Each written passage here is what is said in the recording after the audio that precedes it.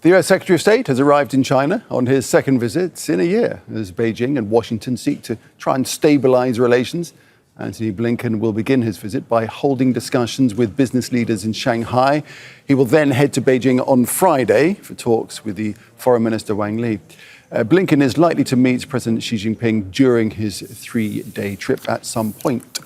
Well, Beijing is also seeking to resolve several other issues with Washington, among them the fentanyl opioid crisis in the United States. US officials accuse China of fueling the problem. Katrina reports from Beijing. The US Secretary of State Antony Blinken is embarking on a three-day visit to China, expecting some difficult conversations ahead.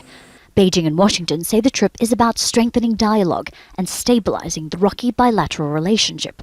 But it comes as US politicians continue to take actions against China. Investigators for the US House Committee have released a report accusing China of fueling America's fentanyl crisis by subsidizing the export of precursor chemicals. This is despite Beijing agreeing to crack down on the production of the synthetic opioid since 2017. Officials here have dismissed the claim, and some analysts say China is being used as a scapegoat ahead of the November presidential election.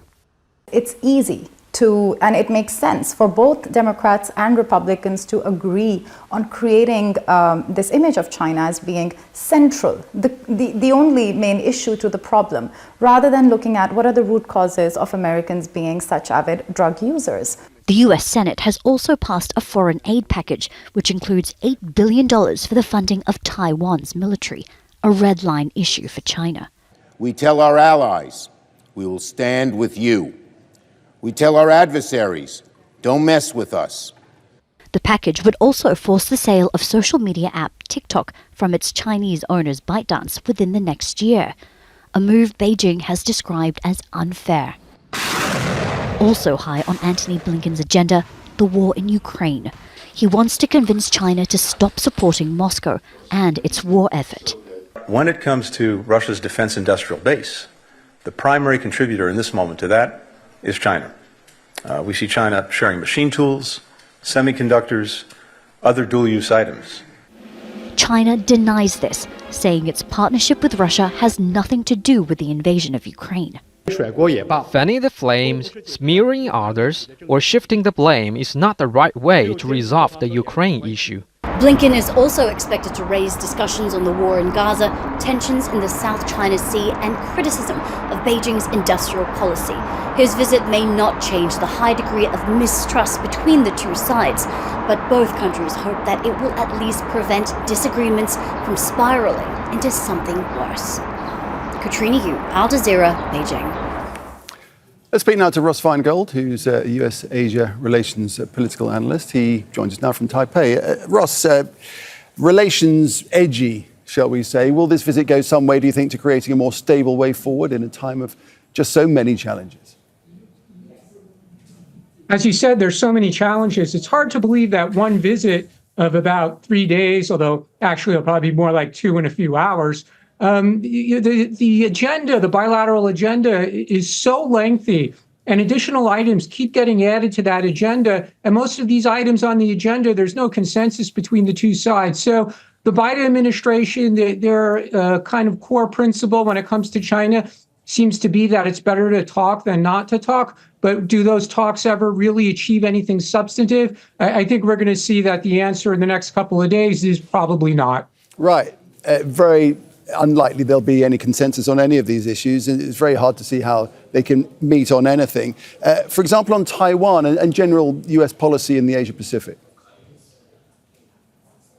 Well, on Taiwan, the United States is obligated under a domestic law called the Taiwan Relations Act to provide defensive weapons to Taiwan. And we see that whether it was the Trump administration or the Biden administration, the United States will continue to do that. And China will be very angry about that. We also have the issue of the president's inauguration here in Taiwan on May 20th, and the U.S. issuing a warning to China, don't do anything to raise tensions in the days leading up to that inauguration. Of course, China is not going to follow the U.S. request, so if they decide to have a large-scale military exercise timed around the day of the inauguration, that wouldn't come as a surprise at all. I suppose the fact that the two sides are talking is in some ways can be perceived as progress. Well, sometimes there is a little bit of progress. Clearly, the Biden administration had hoped for Chinese cooperation on a list of issues, whether that's the fentanyl precursors, increasing number of illegal immigration of people from China entering over the southern U.S. border, Iran's nuclear program, obviously Russia, and now more recently the Gaza war. But is China really going to cooperate just because the U.S. asks it to? Probably not. China is going to cooperate on issues that are good for China's either domestic or foreign policies. Ross, it's a perpetual cycle of jockeying for position as far as trade is concerned, whichever country you represent. But there's a lot more at stake here, global trade as a whole.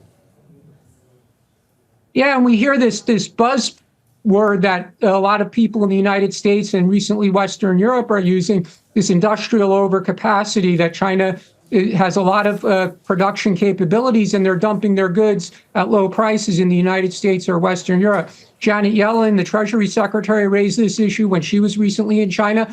And certainly we'll be looking whether or not Secretary of State Blinken also raises this issue, even though it's not really part of his portfolio.